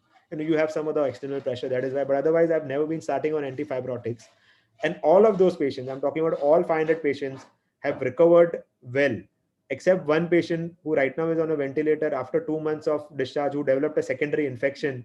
And that is the reason why that the patient has gone onto a ventilator and he is in a very critical condition. But rest of them all have, recovered successfully. Not a single patient right now is on a home oxygen therapy. I'm talking about more than 20 patients who have been discharged on oxygen, and without giving them antifibrotics, all have recovered successfully well. So that is definitely, there is a case where, whenever you are not doing anything, you can, still the patient is recovering. That is why we need something known as a randomized controlled trial. We should be having trial of patients who have been giving antifibrotics and patients who have not been given antifibrotics. When you're not giving them, they are doing equally well. I know a lot of my colleagues who have been giving them, and we have found similar results too. The data is not published, so I cannot say with confidence, but as of now, I've not seen anything, like that. So it's a very important thing that I would like to share about that. And this is a very good review. And, I was just reading the review yesterday. They have said that antifibrotics in COVID-19 lung disease, let us stay focused. They have just said it beautifully, all these things, MERS, SARS and everything. At that time, we never had we never had antifibrotics. When you're talking about the SARS in 2003, we're talking about the 2009 H1N1 pandemic. We're talking about the mid 2010, 12. We're talking about the MERS infection. At that time, we never had any antifibrotics. All those patients who developed ARDS till today are, leading a normal life. Did they ever receive antifibrotics? No. Are they living a normal life? Yes, they are living it. So, definitely we have a point in that, even without giving antifibrotics, the patients still do well. And most of them have been, treated by you. A lot of people have been, taken care by you, your family patients, your patients. You know that, patients have recovered successfully without giving any interventions. Only thing that is recommended is physiotherapy. I would strongly recommend physiotherapy, especially chest physiotherapy. Intensive exercises, pulmonary rehabilitation is the only thing. The weakness and breathlessness happens more because of the muscle mass that has been lost. A lot of these patients on a ventilator, they have been there on the ventilator for a month or so. They lose all their muscle mass, they lose all their activity, their tone. When they get discharged, when they start on physiotherapy, they, with good nutrition, the muscle mass starts developing better. They start using their muscles better, and gradually the breathlessness becomes better. It is not because the fibrosis is getting better, generally because of the rest of the things that gets better, and at the same time the fibrosis gets decreased. So that is why the patient overall improves after discharge. So with that, I'd like to conclude, as the wave of viral infection recedes, other problems will emerge which need to be addressed. One of them is the post-COVID fibrosis, and there is going to be a subsequently major chunk of those patients who come post-discharge with some amount of weakness and breathlessness. So you should all know there is a lot of data which is available, but none of the data conclusively says that you have to use a particular drug for post-COVID fibrosis. So think twice before adding any other drug. At present, we do not have any evidence for using any antifibrotic drugs for a post-COVID fibrosis. We need long-term quality studies for using the drugs. Prescribe the drug when you feel you want to, and not when you have to use that drug. So thank you very much for a patient listening. I would be more than happy to answer any questions.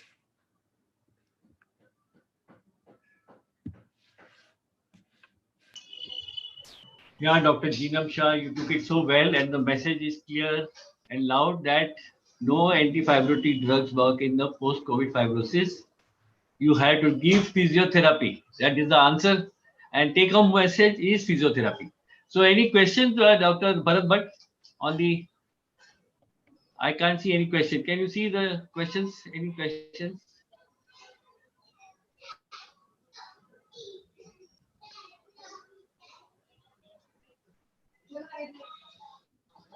But Dr. Jinam Shah, in the third stage, you think there is a possibility of giving antifibrotic drug in the third stage in the COVID management? See, we give antifibrotics because it's a recurrent. We are talking about the ILD. There is a recurrent problem. There is a recurrent inflammation. That is why the fibrosis keeps on increasing and increasing. That's fine. But during this COVID season, in the third stage, will you give or not?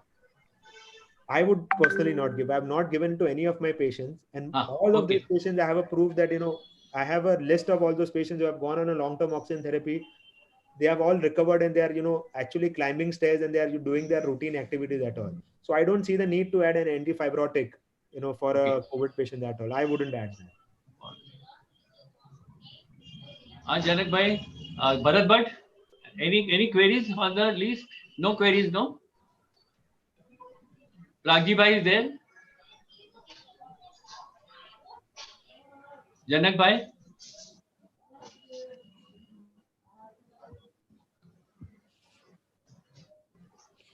Bolo, what is your question?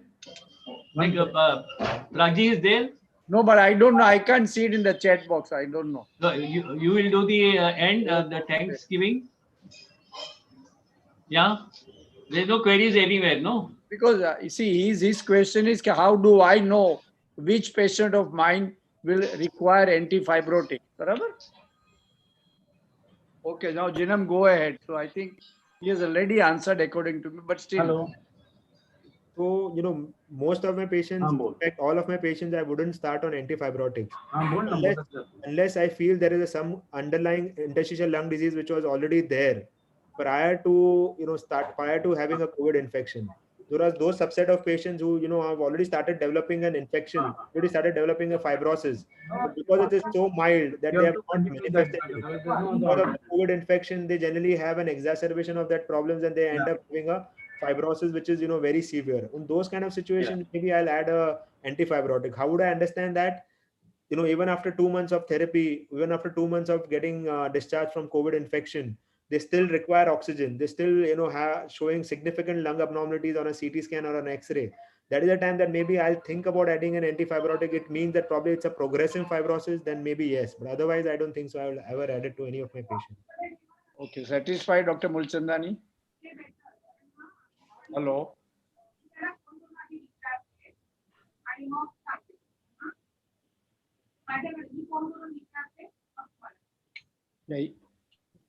Yeah.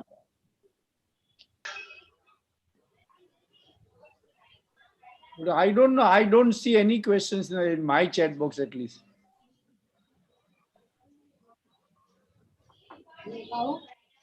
That I think he has said, no, Navida, he has answered. I think there is no questions now. Okay. Importance of pulmonary rehab lab. Very important. Yes. For COVID patients. Yeah. There's also a beautiful thing that I said, let's focus on what we need to do, and rather than, let's stay on the focus. That is what the prime importance is. let's concentrate on their nutrition. Let's concentrate on their post COVID rehabilitation, lung rehabilitation. That is more important. That confidence. Most of the patient, 50% of the times I've seen in my OPD practice, once the patient gets discharged and comes to the clinic, they have some amount of breathlessness. That is more of psychological, more of anxiety related than actually the lung involvement. You see that the saturation is 99. You make them walk, the saturation still remains around 98, 99, but they still feel that they are breathless. That is probably because of some amount of anxiety, when they go out, whether there will be a repeat coronavirus infection, what will happen if my family members get it. So there is always going to be some anxiety which is there in their head. So that is, very, very important. Is to get rid of that anxiety. And the second thing is to start them on pulmonary physiotherapy. What will happen is that they'll become more and more confident. They'll, do those physiotherapy, they'll do those exercises, their lung muscle will improve, their, overall strength and overall confidence in that, in themselves will increase after doing those exercises. So that is the need of the hour. Rather than focusing on, antifibrotic drugs, the focus should be on pulmonary rehabilitation. The focus should be on nutrition. And we really have no major rehabilitation centers across Mumbai. They are mostly in hospitals. And most of the times, post-COVID patients don't prefer to go into the hospitals. They should be standalone areas where they can go and do their physiotherapy. That is the need of the hour, I feel. हाँ बोलेगा आप मैं बोलता हूँ आपका नाम भी लेना जॉनसन का भी डोंट वरी हाँ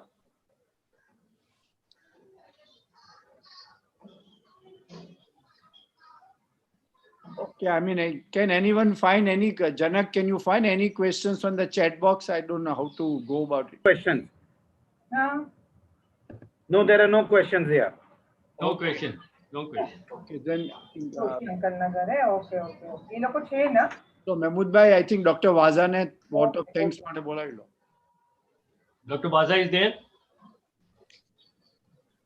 No. आज होगा जो I think yeah, he's there. So tell Dr. Baza. Baza, please take over. Dr. Pragji.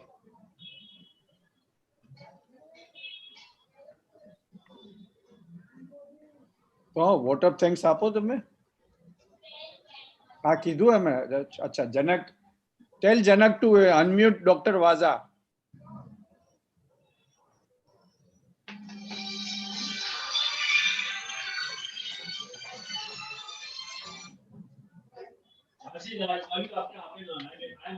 I think he himself has to unmute. I'm not seeing him. એક મને હું આવ્યો જ નથી અંદર. હા ઈ જ કહું છું આવ્યા નથી તો ક્યાંથી ઓલું કરશે? Hello. Bharatbhai, you can take over. Bharatbhai તમે ટેક ઓવર કરી લો. Yeah. Anyway, since Dr. Waza is not taking over, and first of all, my biggest thank you to all the three speakers. They were all excellent. I think Dr. Gosal, Nitin, sorry, I'm calling him Nitin only. I won't call him Dr. Nitin Sampat. I have a right to call him Nitin only. And Jinam. So all three of us were absolutely on the dot. I think we have learned a lot. And at the same time, I would like to thank Mr. Vikram Tiwari of Johnson & Johnson for sponsoring us and for helping us in organizing. And last but not the least, all attendees. I am more than thankful to you. And especially, I cannot forget Dr. Mahmood Merchant also for conducting and coordinating the webinar in such a smooth and excellent way. Thank you all. Thank you all the speakers. Thank you very much. Thank you, sir. Thank you, everyone. Thank you. Thank you. Thank you.